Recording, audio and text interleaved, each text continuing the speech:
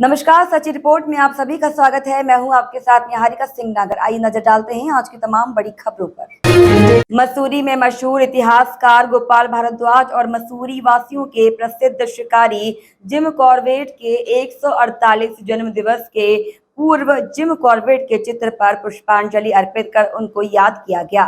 मशहूर इतिहासकार गोपाल भारद्वाज ने बताया कि जिम कॉर्बेट का जन्म 148वां जन्म दिवस है और मसूरी से उनका काफी गहरा नाता रहा है।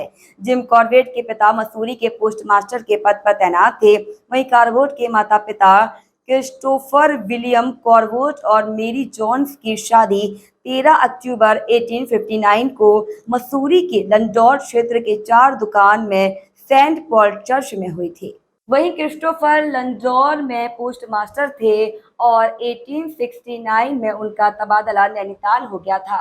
वह 1875 में नैनीताल में जिम कॉर्बेट का जन्म हुआ। उन्होंने कहा कि जिम कॉर्बेट अपनी जवानी के समय पर अक्सर मसूरी आया करते थे क्योंकि उनके काफी परिजन मसूरी रहते थे और यहाँ पर भी वह शिकार करना पसंद करते थे।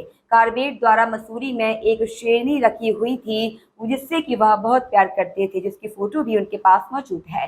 उन्होंने बताया कि जिम कॉर्बेट अपने वफादार कुत्ते रॉबिन के साथ पैदल शिकार करते समय कई आदमखोर बाघों और तेंदुओं को मारने के लिए प्रसिद्ध थे। उन्होंने कहा कई किताबें भी लिखी जिनमें आदमखोरों के साथ उनके साहसिक कारनामों का दिलचस्प विवरण किया गया है।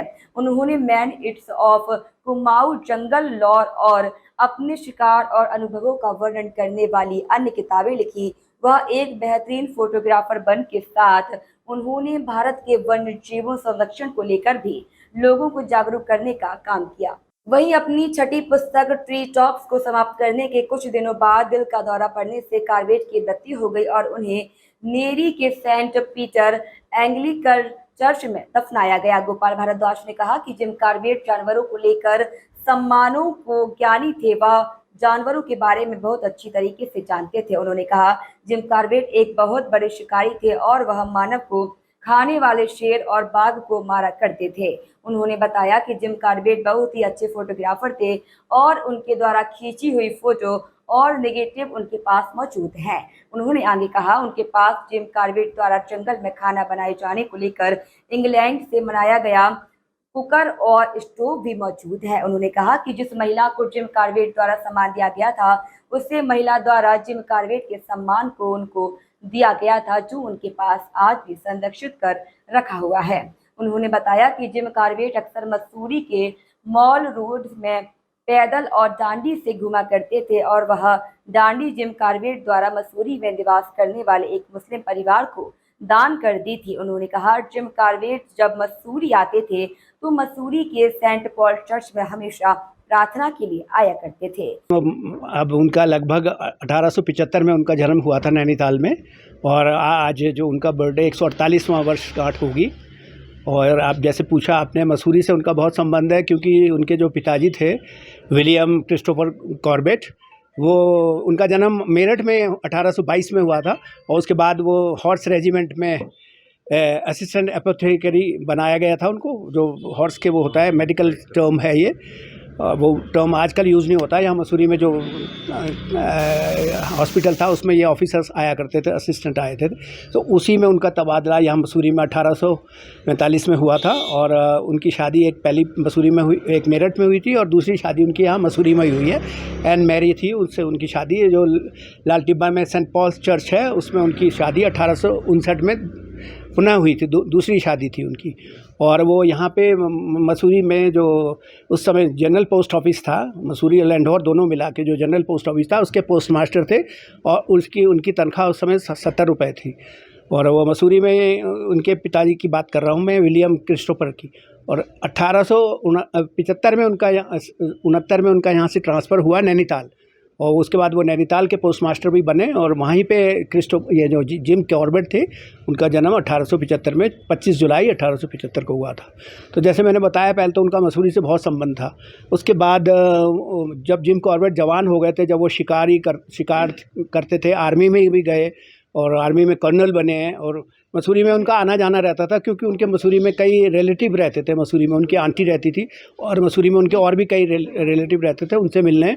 और मसूरी में भी कुछ वो शिकार करते थे। और आपको जानकर ये बड़ी खुशी होगी कि उनका एक अपना यहाँ मसूरी में एक पेट टाइग्रेस रखी हुई थी और वो उसको प्यार करते थे। और जैसे ह्यूमन बीइंग जैसे हम आज अपने डॉग को प्यार करते हैं और वो ऐसे फंडलिंग करते हैं, इस तरह से करते हैं ना, वो टाइग्रेस उनके पास जाके उनको पहचानती थी और उनको प्यार करती थी, क्योंकि वो जानवर के एक वो होता है मनोविज्ञान को समझते थे, जानवर की मानसिकता को समझते थे। लोग ज़्यादातर आज उनको ये माना जाता है कि वो बहुत बड़े शिकारी थे और वो मैन ईटर्स को मारा करते थे और लोग उनको बुलाया करते थे कि हमारे यहाँ मैन ईटर आ गया, बाघ आ गया और उसको आप मारने के लिए आइए।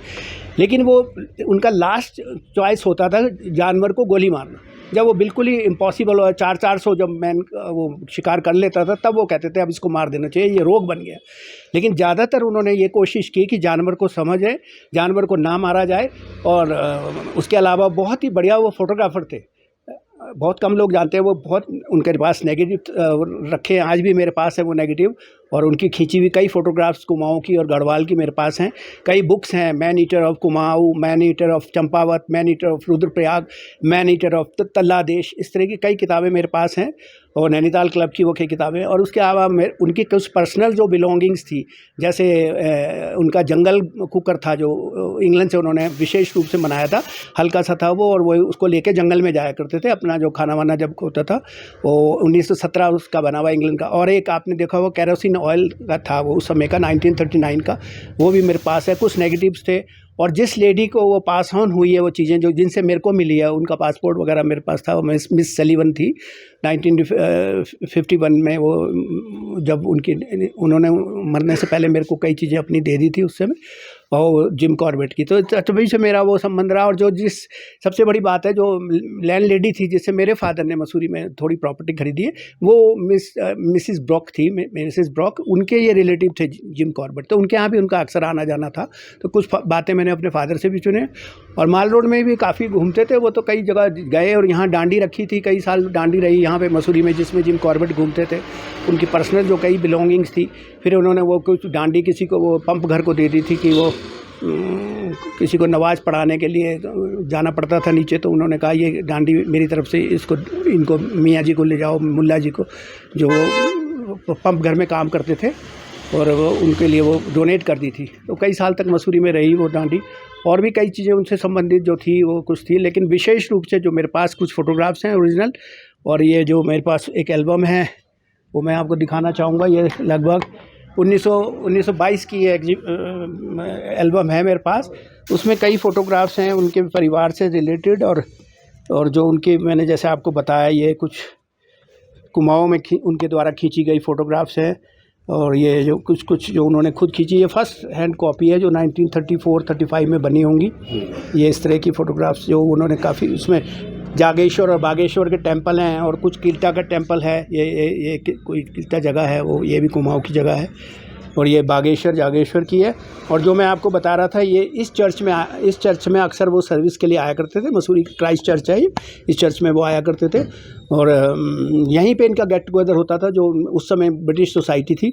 और ये जो उनकी डायना है, जो टाइग्रेस है डायना, ये जो मैं दिखा रहा हूँ आपको, देखिए आप जानवर को कितना प्यार करते हैं। ये देखिए जानवर को प्यार, इन्होंने कितने जानवरों को कहते हैं मारा है, मैन ईटर को मारा, लेकिन जानवर से पर्सनली वो बहुत प्यार करते थे। सुनील सोनकर की रिपोर्ट।